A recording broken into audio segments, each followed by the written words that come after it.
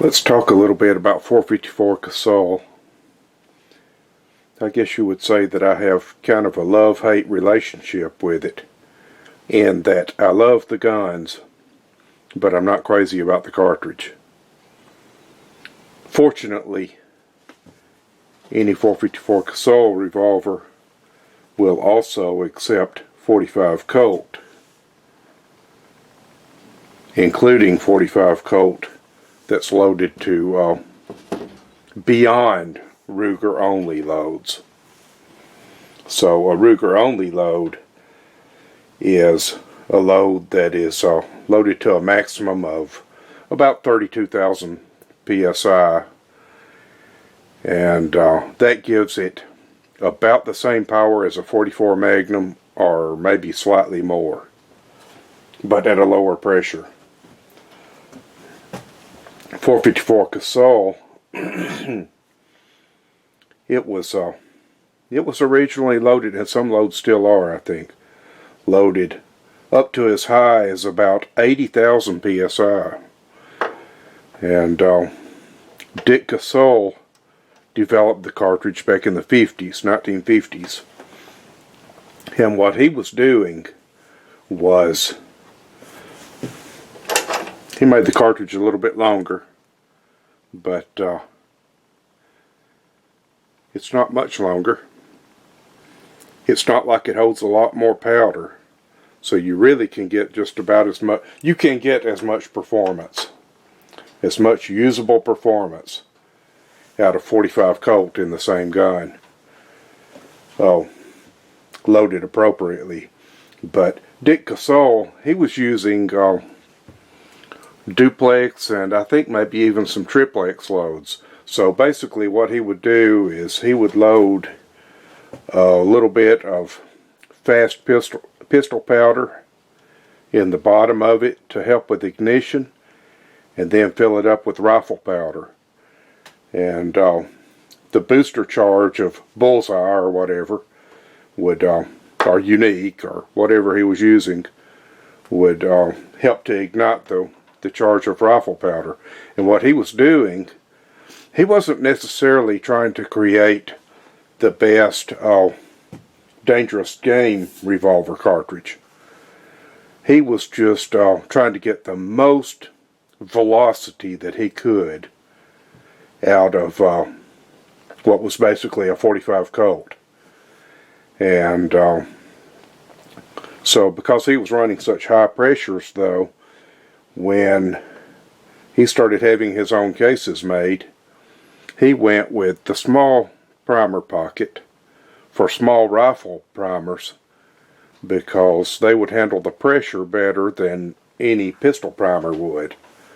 So as you can see, 454 Casull uses a small primer, small rifle primer.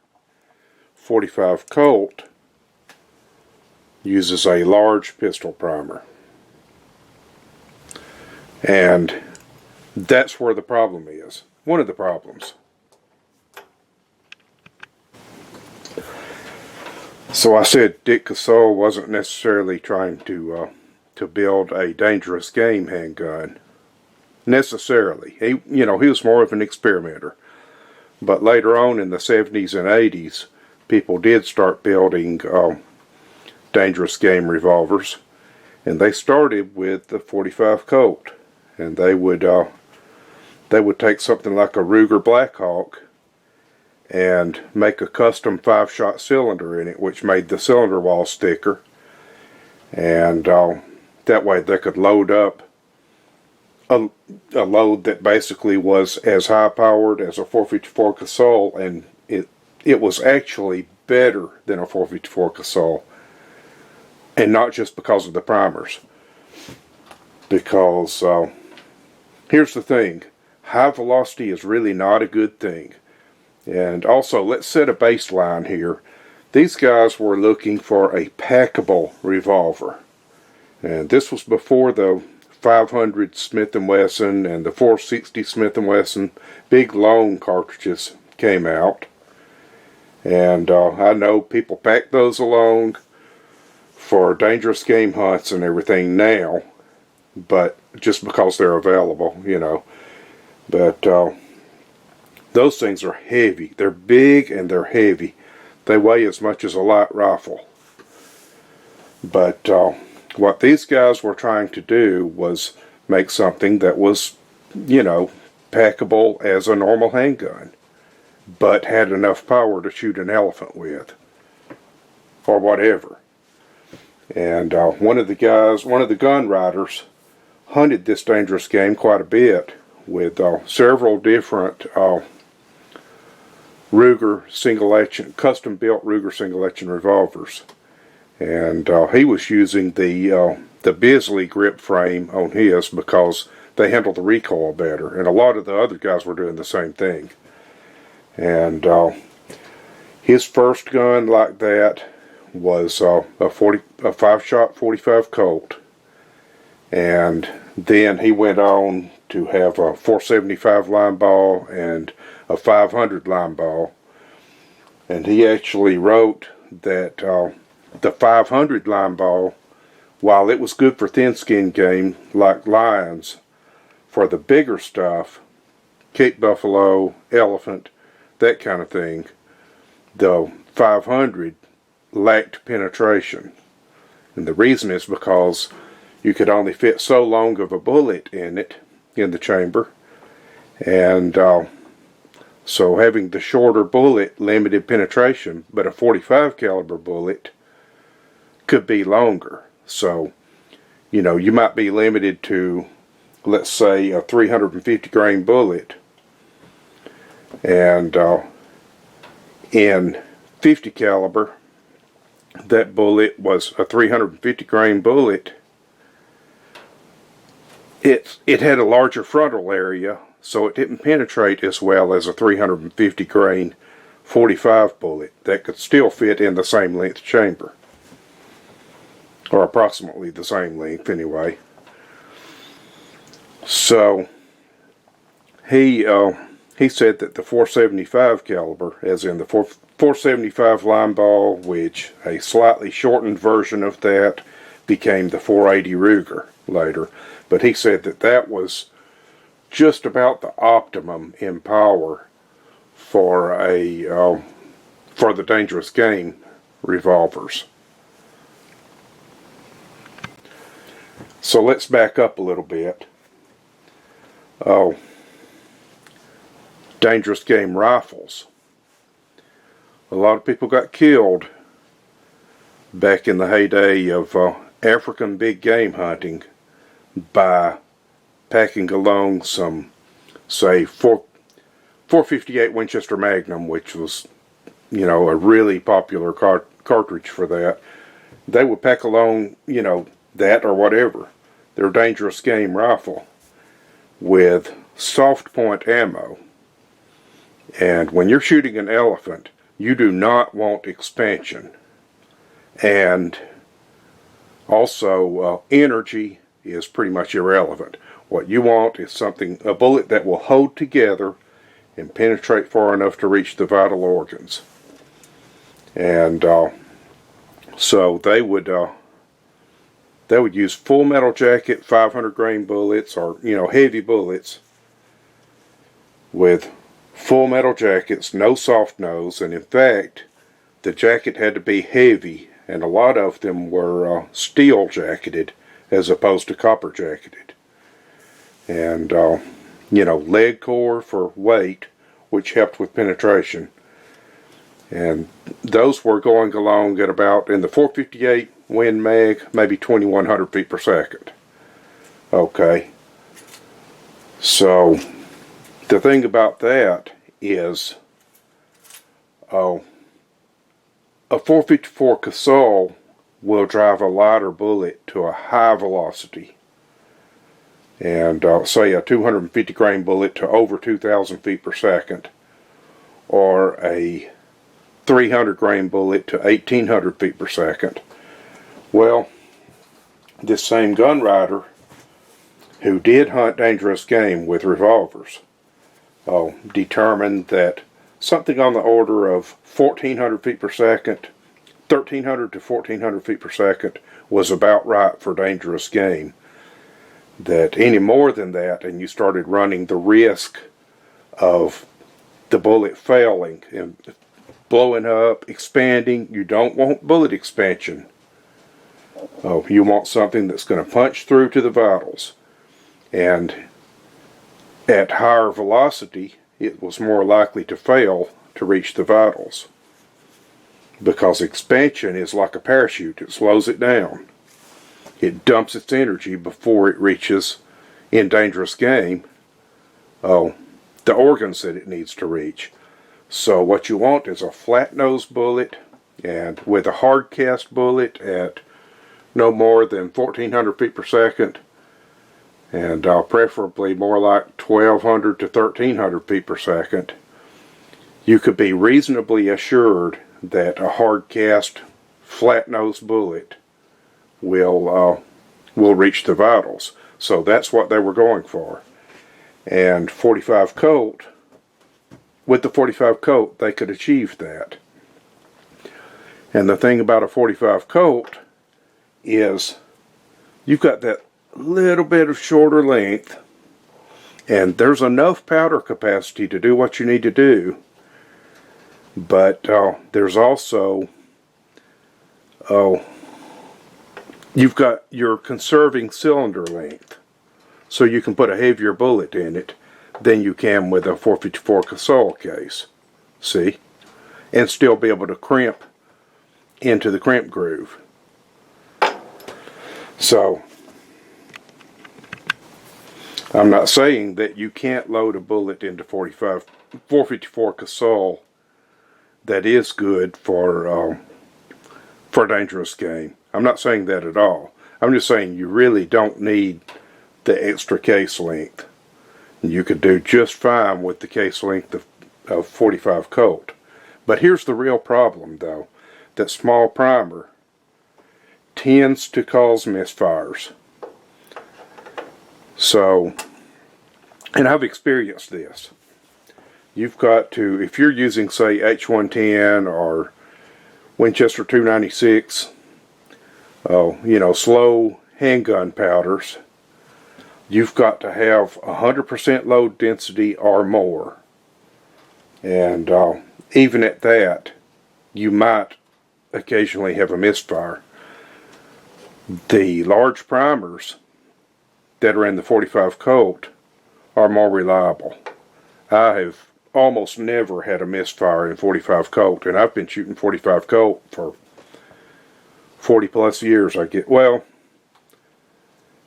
35 years at least. So anyway, but I have had misfires with this, and in fact, just a few days ago, I loaded a fairly slow flake pistol powder that's not available anymore, AL8. It's kind of similar to 2400, but slightly slower. And I loaded 20 rounds of that, and I was using just under 20 grains, so not an absolute maximum load, but a pretty hefty load. I was shooting that with 250 grain cast bullets, and out of the 20 rounds I actually had one that did what 454 Casull is known to do, which is the primer goes off and it blows the bullet and the powder charge into the barrel, but does not ignite the powder charge. And that's a bad thing, because now that means that your revolver is out of action. And if you just popped a primer pointed at a dangerous game, then you might not survive that encounter. So for that reason, I don't think I would, if I was taking this, if somebody said you've won a dangerous game hunt with bring along your handgun of choice, there's a good chance I would bring this revolver, but I would bring 45 Colt ammo loaded to the proper level. And by the way, I don't load to 80,000 psi either.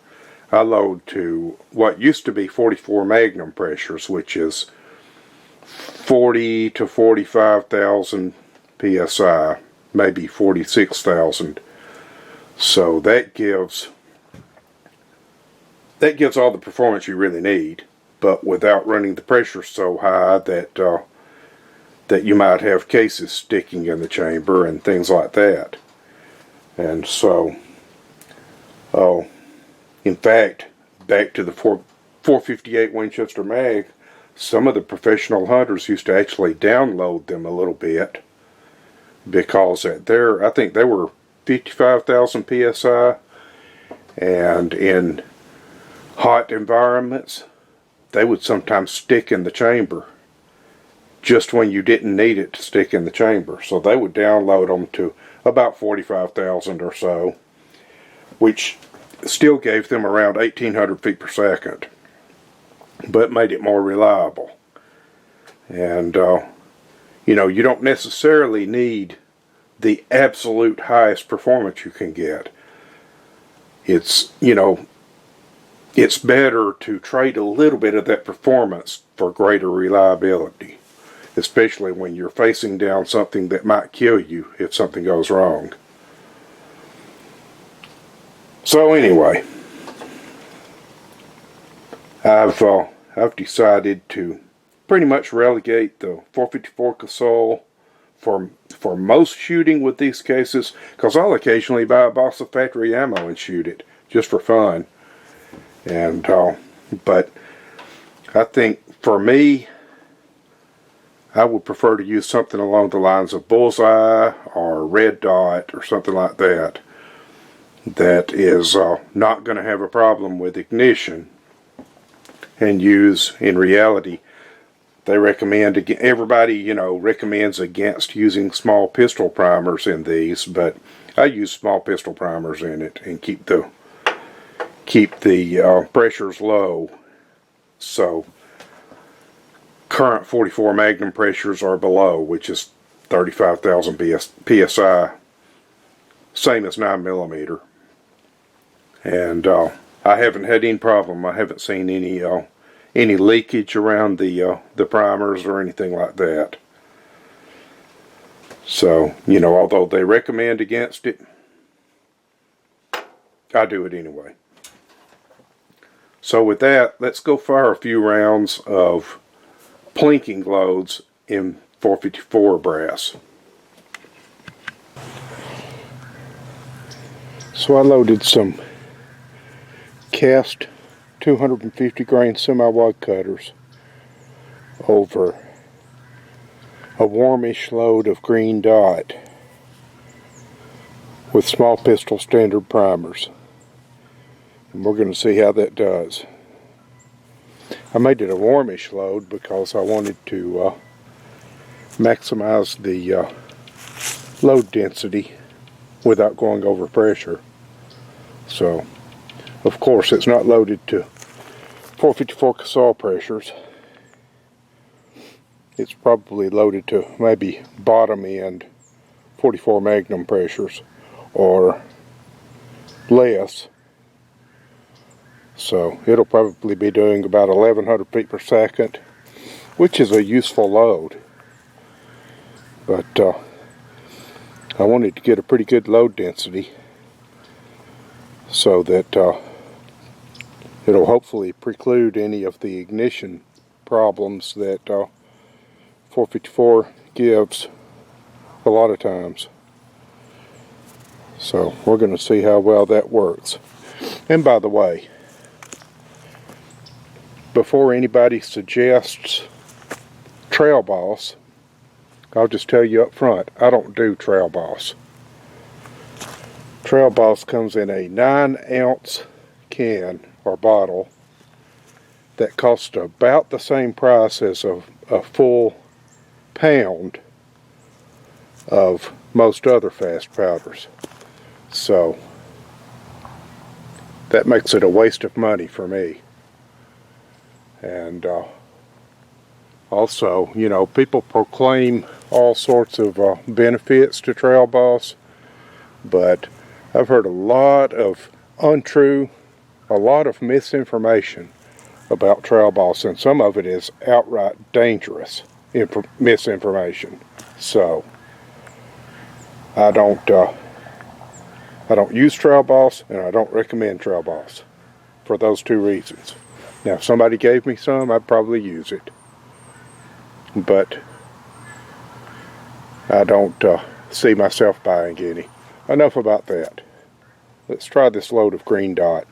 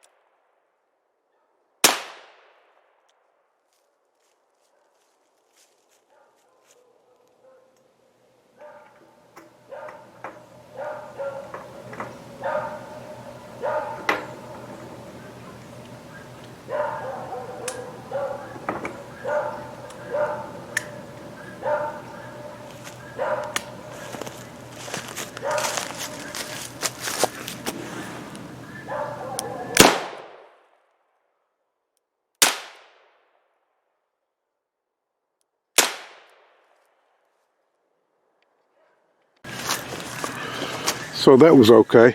Didn't feel very hot. Made a lot of smoke though. But that might be a good starting point. There were no ignition difficulties in, what was that, 15 rounds? Yeah, I think it was 15 rounds. So I'll need to shoot a few more of those to make sure I'm not going to have any ignition difficulties. But that was all I had loaded of those right now. So have to do that some other time.